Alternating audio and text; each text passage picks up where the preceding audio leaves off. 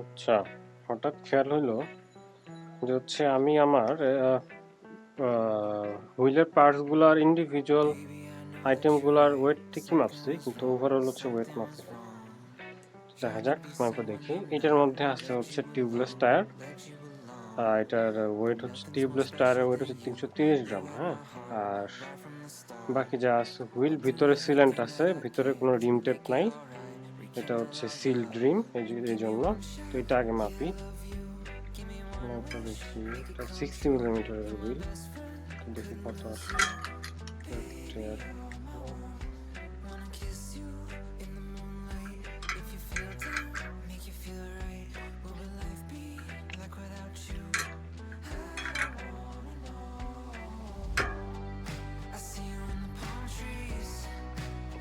একটু কম আসছে কথা, আমার এটা টেয়ার হয় নাই ঠিকঠাক মতো। রাইট, 1 কেজি 60 এরকমই আসার কথা ছিল সব করে। আচ্ছা, তারপরে এটা একটু দেখি। আচ্ছা, এটা 88 মিলিমিটার। এটা আমি রেডিমেড কিনছি, এটা নিজে বিল্ড করি নাই। আর এটার মধ্যে টিউব আছে, লেটেক্স টিউব আছে। আর এটার মধ্যে এই যে বিশাল বড় একটা ভালভ আছে। আর এই সিএসটি সিটো 25 সি এর একটা টায়ার আছে। এই টায়ারটা খুব একটা ওয়েট না, 210 গ্রাম, ভালোই লাইট ওয়েট। সো অন্য কোনো টায়ার যদি ইউজ করতাম তো এইটাই হইতো আর কি, এটা আসতো অলমোস্ট সেম। এটা একটু বেশ প্যারা মাপা, স্লিপ করতেছে। স্লিপ করলে তো কাজ হবে না। এইটা আসতেছে 1 কেজি 1150 গ্রাম। আরেকবার একটু মাপি। হ্যাঁ, আরেকবার একটু মেপে দেখি।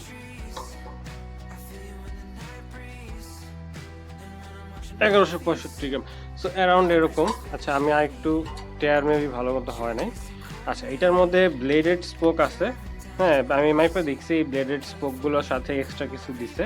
খুবই হালকা স্পোক। হ্যাঁ, 4 গ্রামের স্পোক, মানে এটা 216 মিলিমিটার, তো যার কারণে ওয়েটটা এমনিতে একটু মানে 4.5 গ্রাম অন অ্যাভারেজ, বাট এটার ওয়েট আসছে 4 গ্রাম স্পোকের। আর নিপলটাও অ্যালুমিনিয়াম দিছে, যার কারণে ওভারঅল এই রিমের ওয়েট বেশি থাকা সত্ত্বেও এই হুইল সেটের কিন্তু ওজন খুব একটা বেশি না। এটার মধ্যে যদি টিউবলেস টায়ার লাগাইতাম তাহলে দেখা গেছে যে এটা টিউবলেস রেডি হুইল সেটটা, কিন্তু এটার মধ্যে টিউব লাগাই নেই, কারণ এটা আমি রেগুলার ব্যবহার করব না আর কি। হ্যাঁ, তো এটা অকেশনালি দেখা গেছে যেদিন উইন্ড কম ওই দিন হয়তো ব্যবহার করতে পারি। সো 60 মিলিমিটার আসলে প্রেটি স্ট্যান্ডার্ড। টাইম ট্রায়ালও দেওয়া যায় ওটা দিয়ে। 88 মিলিমিটার যেদিন উইন্ড কম থাকে ওই দিনগুলোতে আসলে খুব কাজে দেয়। এছাড়া এটা মানে রেগুলার ইউজের জন্য না আর কি। 1100 গ্রাম আসলো, এটার জন্য 1165 দেখছিলাম, রাইট? ইয়াস,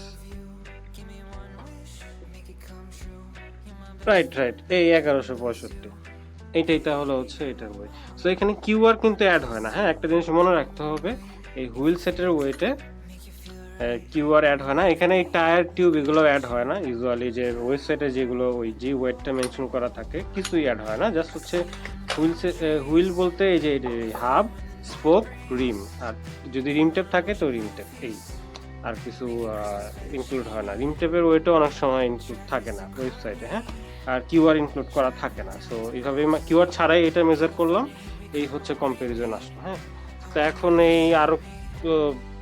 এই ভিডিওর মধ্যে আর কিছু বলতে চাবো না এক্সট্রা কিছু। অন্য ভিডিওতে এই হুইল সেটের অনেক বিষয় আছে, এগুলো পরে ডিসকাস করবো। তো দেখা হবে অন্য একটা ভিডিওতে।